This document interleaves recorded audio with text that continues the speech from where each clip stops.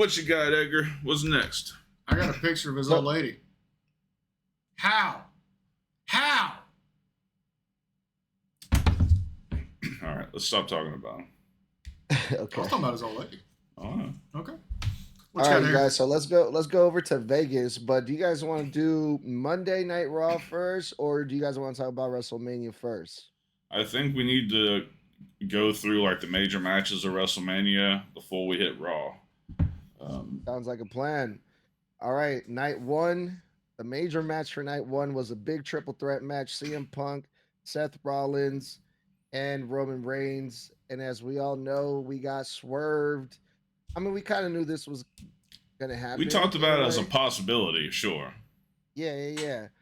Seth Rollins ended up winning. He won the triple threat. He won the main event. And he also won himself a brand new wise man, Paul Heyman.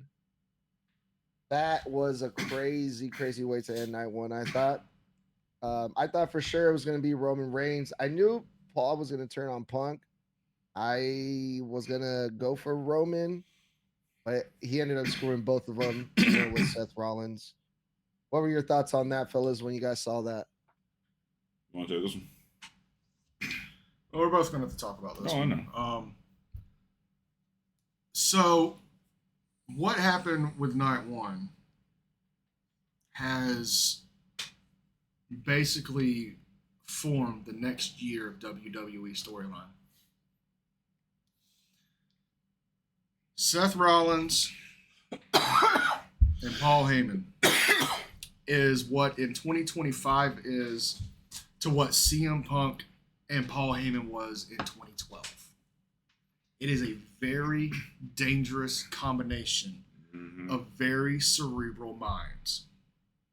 It's both storyline and in real life.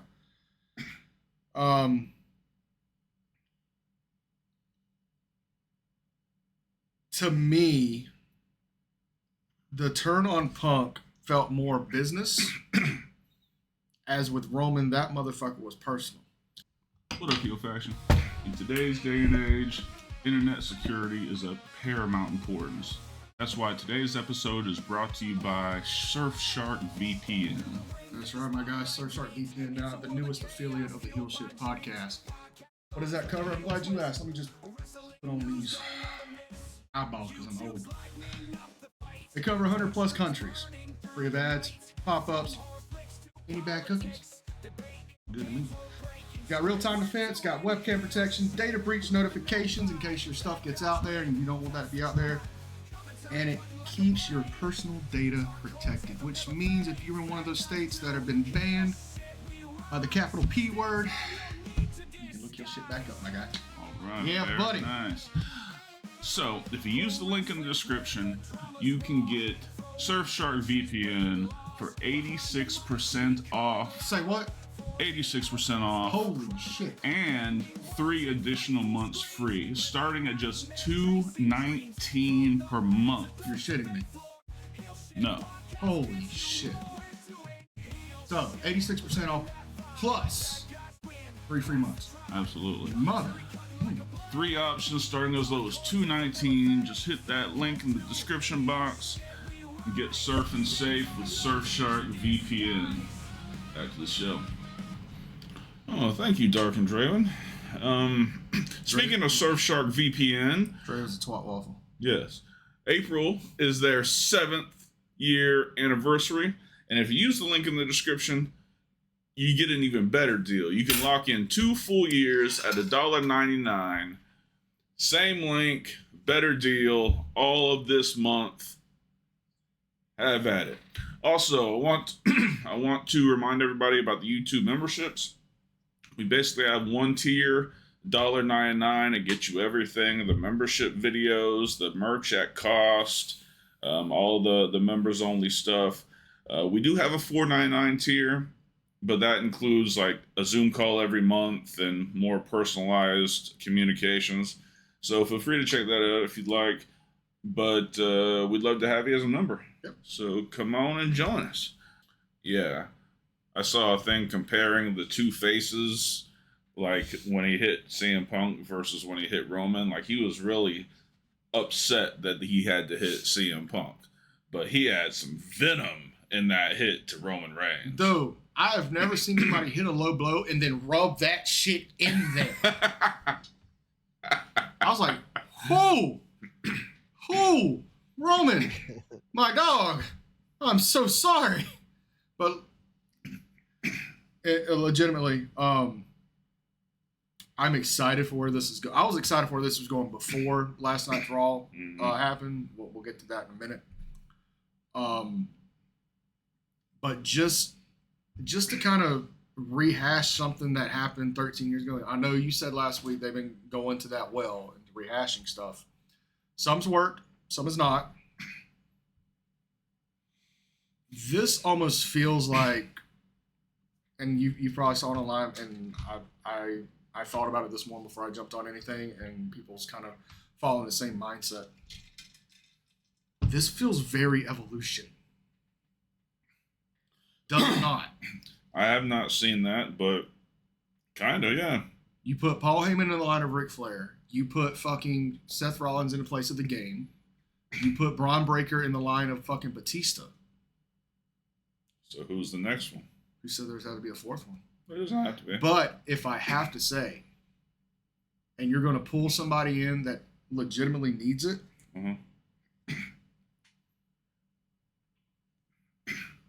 for it to be like the future, not just the muscle. I know. You say Logan Paul, you can fuck all the way off. All right, never mind. I say it's time Austin Theory breaks away from that down under bullshit, and you put him with that faction. You make him a Paul Heyman guy. You make him a made man. He will carry this business for the next 15 years regardless. Yeah. But for him to get in that kind of a faction and be taken seriously again? Yeah. He could be. I mean, he's definitely a better heel than he is a babyface. He could be good. But when I was watching, they did it really well. Like, the whole, the fact that he did both of them dirty. Like, they built the drama. Like, the story was beautiful. Mm-hmm. They made that shit happen. There was nothing really about the match that stood out for me. The only thing that stood out for me that match is the spear counter into the pedigree. That's the only move I even remember from that match. But that's been rehashed. I mean, they were doing that since 2015. Yeah. So I didn't think the match was particularly done. I thought the closing storytelling was great. I still don't know why. Like, Seth is the man without him. Like, he didn't need a mouthpiece. He didn't need any of this stuff. Isn't that what makes it exciting, though? Like, I'm excited. No, I am too. I'm good with it, especially after last night. But also, let me make a point on that. You say Seth doesn't need a mouthpiece. Punk didn't need a mouthpiece 12 years ago. And that's what made that dynamic so good. If Paul can work off of Seth like he worked off of Punk, we're going to have gold. And I think for me, what makes it so exciting for me personally is Paul Heyman's track record with people like Brock Lesnar, CM Punk, and now Roman Reigns. When they got with Paul Heyman, it feels like they pretty much took over the industry. They took over the company. They won all these championships. Seth Rollins already has accomplished a lot. But you add Paul Heyman to that mix with Seth Rollins, I mean, what is he capable of now? That's what I'm looking forward to. Yeah, no, it's going to be an exciting time. Yeah. But the big takeaway is the fact that Night 1 of WrestleMania has basically formed the next year of storylines for Raw. Yep. Yeah, most definitely. So other than that, any major match from Night 1 that we need to discuss?